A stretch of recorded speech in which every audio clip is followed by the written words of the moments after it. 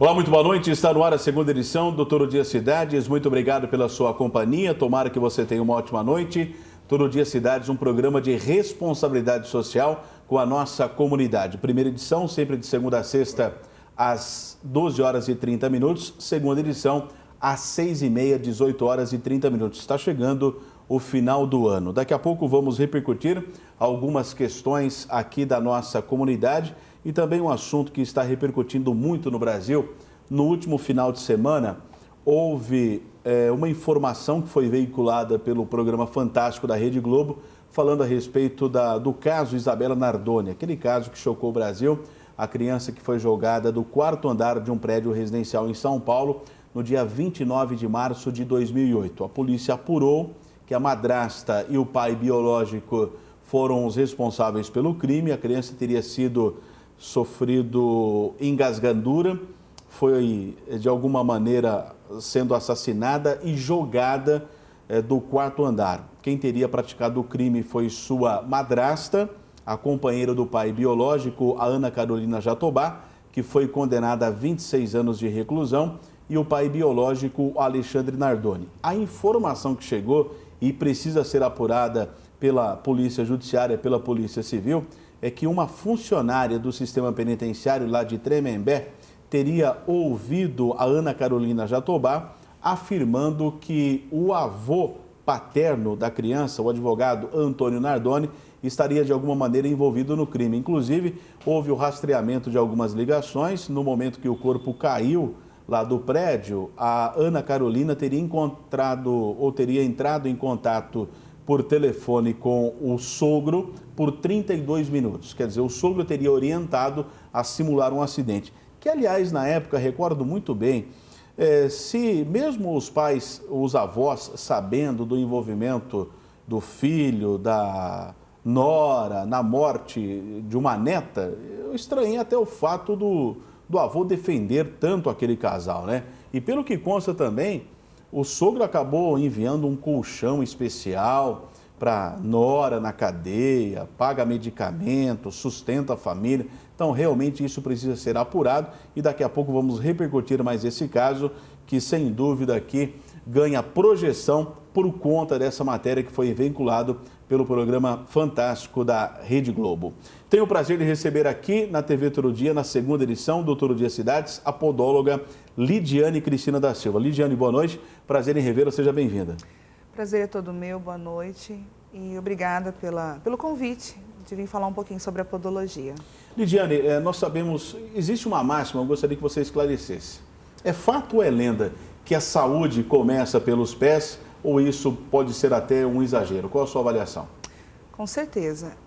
O cuidado com os pés não é simplesmente uma questão de estética, mas sim, principalmente, de saúde. Porque através dos pés nós podemos avaliar vários problemas de saúde. Existem muitos problemas de saúde relacionados aos pés. E começa dos pés, porque principalmente ele nos sustenta de pé, nos leva, tem o ir, o vir. Então, muda até mesmo a forma de nós andarmos se nós tivermos algum problema nos pés.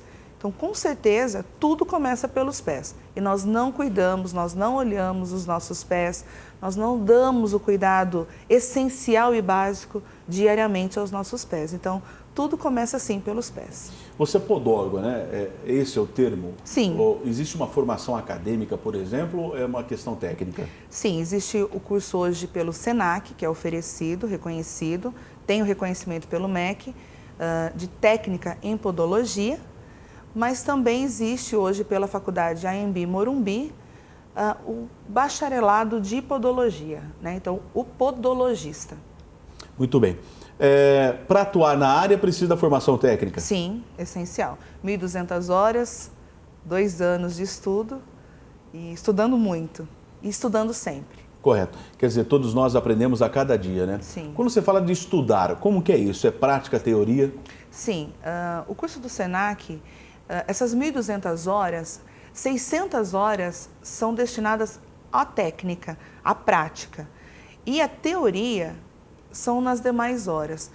Nós fizemos um atendimento, um trabalho muito importante aqui na nossa cidade, onde nós atuamos nos lares dos idosos, trabalhamos em algumas casas assistenciais e atendimento também ao público dentro da escola, do SENAC. Muito bem. Lidiane, nós não vamos mostrar algumas imagens que são fortes, né, realmente, de curativo, de unha comprometida. Quando você fala dos pés, o que você analisa? Efetivamente só a unha ou não necessariamente? Bom, o atendimento ele começa desde que a pessoa entra no nosso consultório. Então nós avaliamos a forma que anda, principalmente, e é muito fundamental, o tipo de calçado que essa pessoa está utilizando. E muitos problemas acontecem pelo calçado que ela está utilizando, pela reclamação que ela vem até nós. E também, essencialmente, 95% hoje das pessoas que chegam ao nosso consultório é o corte incorreto das unhas. Cortam errado as unhas. Crianças, jovens, adultos e idosos. Então, os cuidados começam principalmente pelo corte. Tem que ser feito por um profissional, tem que ser avaliado por um profissional da área. Lembrando que a manicure, ela cuida da parte do embelezamento dessas unhas. E o podólogo, ele tem uma avaliação mais invasiva também, atuando mais invasivo. Então, por isso nós fazemos toda aquela limpeza, o corte correto. Existe a técnica da espiculectomia, que é a retirada da unha encravada. Então, a unha encravada é 95% ocasionada por corte incorreto. Quando tem acreditado que incomoda mais do que unha encravada, é verdade, né? Que deve doer, Sim, né? dói Complicado. muito. E qual é a diferença do trabalho seu como podólogo e uma manicure? Bom, as pessoas hoje, na população, ela não tem conhecimento da podologia. Quando se fala manicure, dá a impressão que é só mão, né? Mas tem o pé também. Não, tem o pé, tem a pedicure, né? Claro. Mas muitas pessoas... A podóloga também, ela atua nas unhas da mão, né? Nós fazemos o trabalho nas mãos, porque tem muitas pessoas que encravam realmente as laterais pelo corte incorreto, ao puxar uma pele, né? Às vezes tem uma calosidade, vai lá e puxa, e aquilo forma um granuloma, que é uma lesão. Então, a podóloga também pode atuar nas mãos, mas nós atuamos principalmente nos pés. E a grande diferença entre uma manicure, pedicure e uma podóloga é pelo trabalho, tudo que envolve, todo o equipamento, um consultório, os nossos equipamentos são totalmente diferentes, principalmente questão de material. Nós utilizamos materiais totalmente diferentes de uma manicure. Lembrando que a manicure, o que é? O corte, lixamento e a esmaltação. Utilizar um esmalte e deixar bonita a unha. Então, é só isso que a manicure faz. Tem essa grande diferença, existem profissionais na área que respeitam e têm o limite do nosso trabalho, assim como nós também respeitamos o trabalho das manicures. Mas ainda existe essa diferença das pessoas entenderem podólogo e manicure. Essa questão pode ocorrer uma contaminação, por exemplo, uma hepatite? Com certeza. É necessário ter uma autoclave, equipamentos, os nossos trabalhos, nossos instrumentais dentro da nossa área, dentro do dia a dia. Existe pela vigilância sanitária, existe leis e nós temos as normas das práticas do dia a dia, a rotina do procedimento. Então esse material ele tem que ser manuseado de forma correta, lavado de forma correta, colocado no líquido que nós falamos, o Germe Rio, que ele é um desinfetante, depois é seco esse material e é embalado no papel de autoclave que vai para essa autoclave. Tem todo o ciclo da autoclave. A autoclave ela necessita de uma manutenção até mesmo semestral, trimestral, semestral, dependendo de como está funcionando. São feitos testes biológicos para garantir o 100% de esterilização desse material. Infelizmente, as manicures elas não esterilizam o material de forma correta. A estufa ela não garante o 100%. E isso que a nossa área é muito afetada por essa prática de alguns profissionais da área, porque o material contaminado ele pode levar a diversos problemas, não só hepatite, mas um pé diabético, principalmente hoje, ele pode sofrer uma amputação. Então é muito sério, é muito grave o que nós estamos falando. Existe essa diferença e nós devemos respeitar.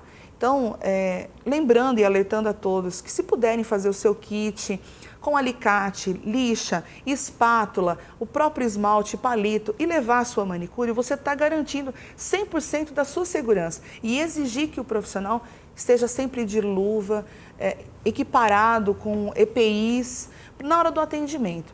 E na parte de podologia, nós temos também a vigilância, né, Keller?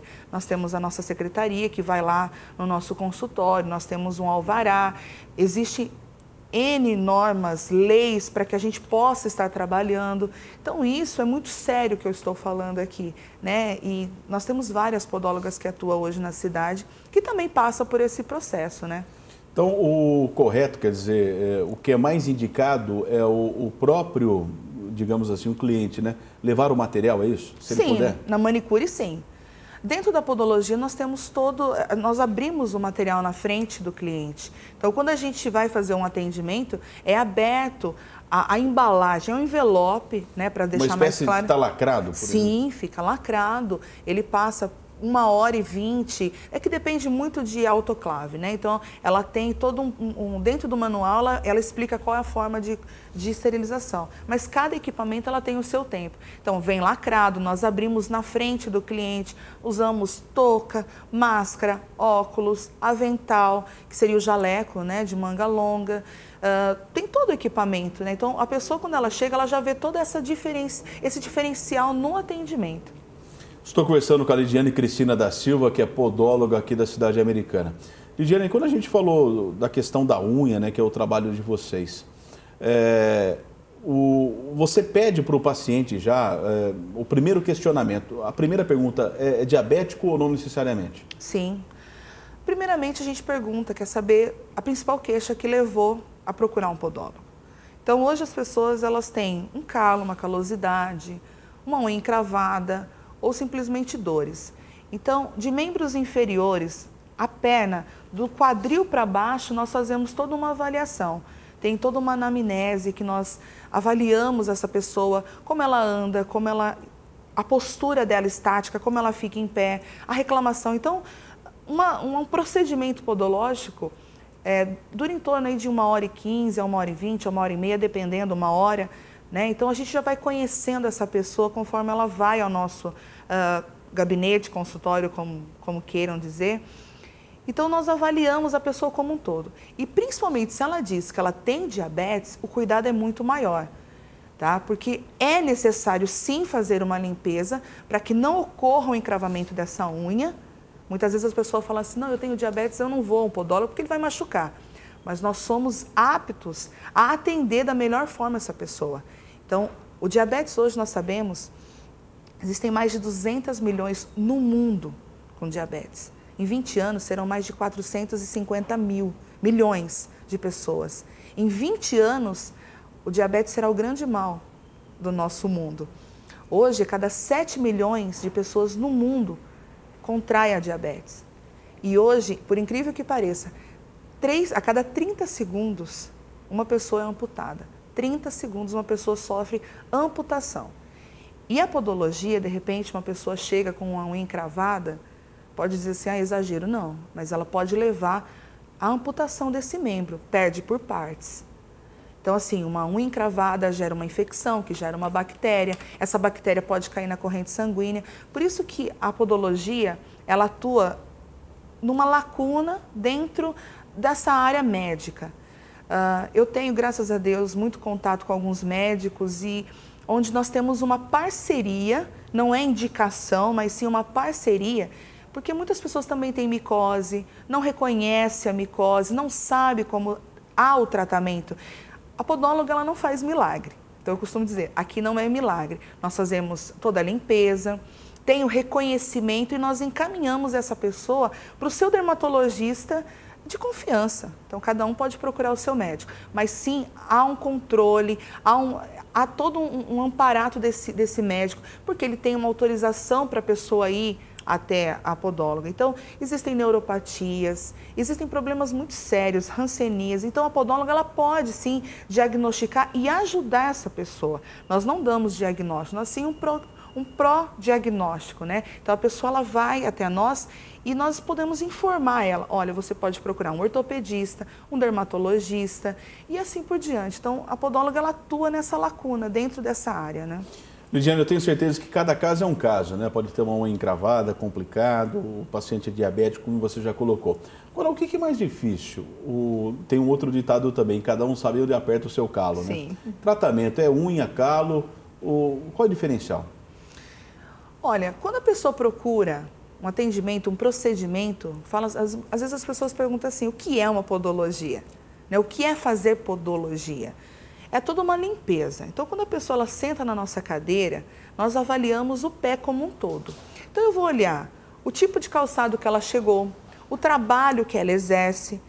Muitas vezes a pessoa ela trabalha com sapatão de segurança, com bico de ferro, e aquilo ocasiona um encravamento da unha, um descolamento de unha, dali gera uma micose. Então, assim, nós avaliamos a pessoa num todo. O calo, ele é formado pelo tipo de calçado, pelo o formato desse pé, como a pessoa anda, como a pessoa pisa. Mas no passado já foi pior, né, Lidiane? Talvez não é da nossa época, porque hoje, essa questão de calçados, né, ou a impressão minha? Não. Antigamente era a impressão minha? Não, ainda continua. Tem? Porque a mulher, ela procura um calçado pela estética.